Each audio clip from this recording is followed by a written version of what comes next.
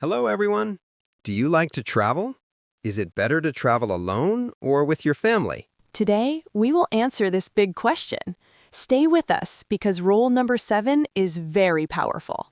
Welcome to Speak English Easy with Podcast. I'm John. And I'm Olivia. Today, our topic is travel. Traveling alone or traveling with family. This is a fun topic. Almost everyone loves to travel.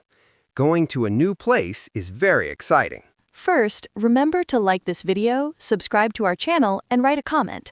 These simple things help us to grow. Yes, we love our community. We love reading your comments. So, John, let's start with a simple question. Do you prefer traveling alone or with your family? I enjoy both, but they are very different. Traveling alone is calm. Traveling with my wife and children is loud.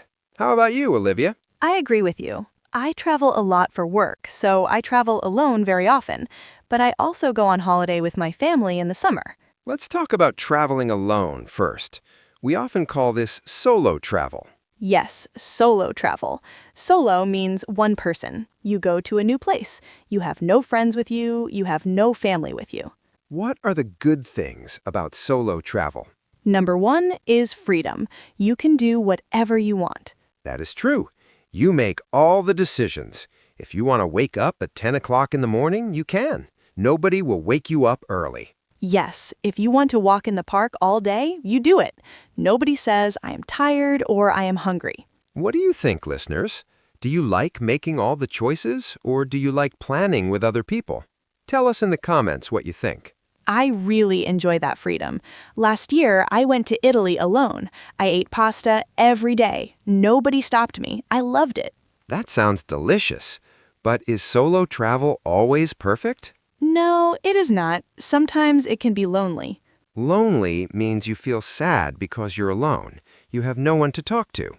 Exactly. Imagine you're standing in front of the Eiffel Tower in Paris. It is so beautiful. You want to say, wow, look at that. But nobody's there. Yes, sharing beautiful moments is wonderful.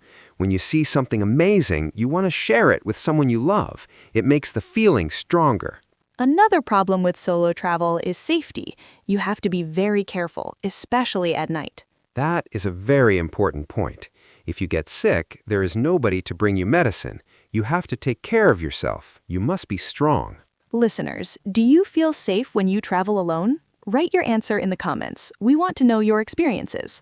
It's quiz time. Here is a question for you. What is the biggest good thing about traveling alone? Option A, total freedom. Option B, having someone to share moments with. Take a few seconds to think. The correct answer is Option A, total freedom. That is right. Solo travel gives you a lot of freedom. Let's talk about family travel now, John. Oh, family travel. This is a big adventure. It is always a surprise. When you travel with your family, you are never alone. Yes, I have 3 children. When we travel, there is always noise. There is always someone talking or laughing or crying. That is very beautiful. What is your favorite thing about family travel?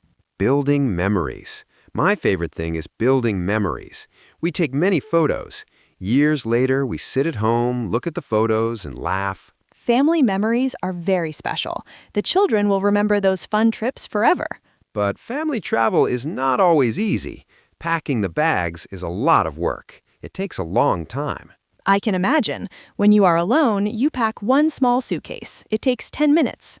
With my family, we have big suitcases. We bring clothes for hot weather, we bring clothes for cold weather, we bring medicine, toys, and many snacks. You need a big car for all those heavy bags. Yes, and planning the trip is also harder. Every person wants to do something different. What do you mean, John? For example, my son wants to go to the beach and swim in the sea, my daughter wants to visit a big museum, and my wife wants to go shopping in the city. And what do you want to do, John? I just want to sit in a quiet cafe, drink coffee, and relax. That is so funny. So how do you solve this problem? We make a schedule. We write a plan. On Monday, we go to the beach. On Tuesday, we visit a museum. We try to make everyone happy. It's not easy, but we try. Listeners, is it hard to plan trips with your family? Do you always agree on what to do? Share your stories in the comments. Let's talk about getting lost. Have you ever gotten lost on holiday? Oh, yes, many times.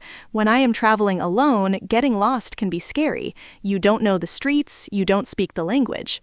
Yes, getting lost alone is stressful. You have to use your phone map or ask strangers for help. But sometimes getting lost alone is an adventure.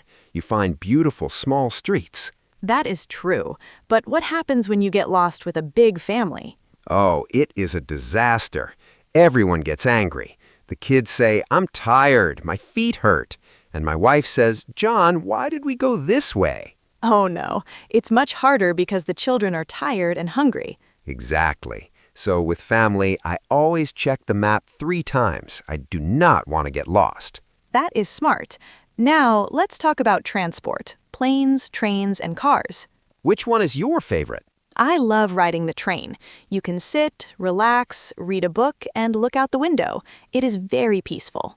Train travel is great for solo travelers, but for a family, traveling by car is usually the best. Why is the car better for families?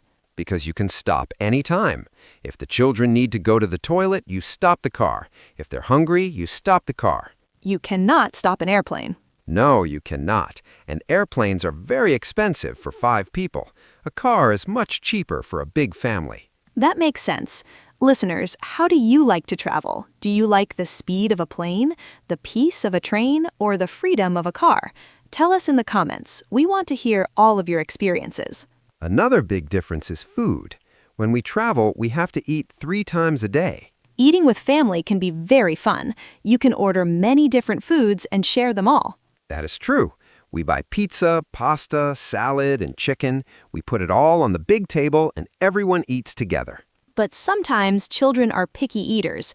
They only want to eat food they know. They do not like new things. Yes, my young son only wants to eat chicken and potatoes.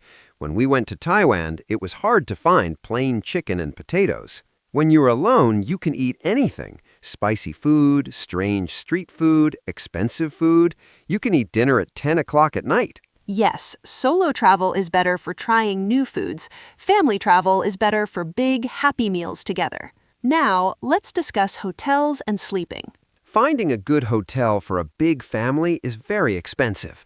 We often rent an apartment or a house instead of a hotel. That is a very smart idea.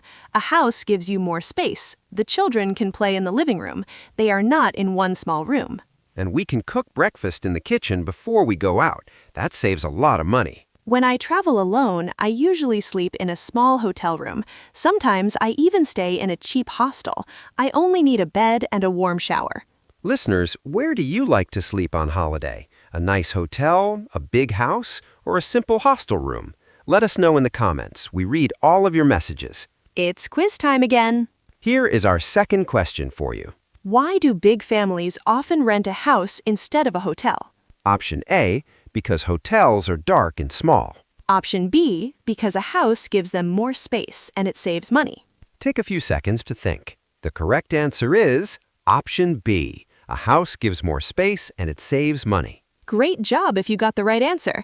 Now, John, we talked about many things: food, packing bags, transport, and memories. What about meeting new people? Oh, this is a very interesting point to make. When you are traveling alone, you look around more. You smile at people. You talk to people in cafes. That is true. I made many friends when I traveled alone many years ago. You ask for directions, you join a walking tour, you're open to the world. But when you travel with your family, you usually only talk to your family. Yes, you sit with your family on the train, you eat with your family in the restaurant, you're always talking to your kids, so you don't need new friends. So, if you want to meet new people from different countries, solo travel is much better. Yes, I agree completely. But if you want to become closer to your family, family trips are the best choice. So, John, let's give our listeners some good advice, some rules for good travel. Earlier, we told our listeners to stay with us for rule number 7, because rule number 7 is very powerful. Let's give them some simple rules for travel. Rule number 1. Plan your trip, but don't plan every single minute. Leave free time. Sometimes the best things are surprises. Very good rule. Rule number 2, try the local food, even if it looks strange. You might love it. Rule number 3, smile at the local people. A friendly face makes everything better, and people will help you. Rule number 4, drink a lot of water. Traveling makes you very tired and thirsty, especially in the sun. Rule number 5, if you travel with family, be patient. Wait for each other. Don't be angry if someone is walking slowly. Perfect.